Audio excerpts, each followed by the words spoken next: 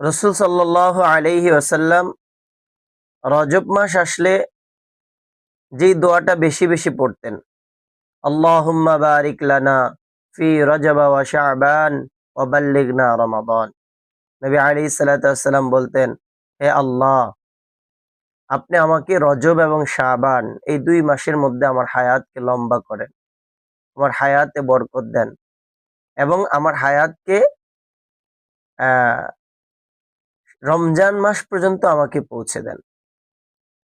রাসূল সাল্লাল্লাহু আলাইহি ওয়াসাল্লাম রজব মাস আসলে এই দোয়া বেশি বেশি পড়তেন, আল্লাহুম্মা বারিক লানা ফি রজব ওয়া শাবান ওয়া বাল্লিগনা রমাদান। হে আল্লাহ, আপনি আমার হায়াতের মধ্যে বরকত দেন, আপনি আমার রজব এবং হায়াতের মধ্যে বরকত দান করেন এবং আমার হায়াতকে রমজান পর্যন্ত পৌঁছে দেন, আমাকে রমজান পাওয়ার তৌফিক দিয়ে দেন। সুতরাং আমরা রজব মাসে পা রেখেছি, আমরা আল্লাহর কাছে এই প্রার্থনা করব, আমরা যেন রমজান পর্যন্ত পুষতে পারি, রমজানের বরকত যেন আমাদের নসিব হয়।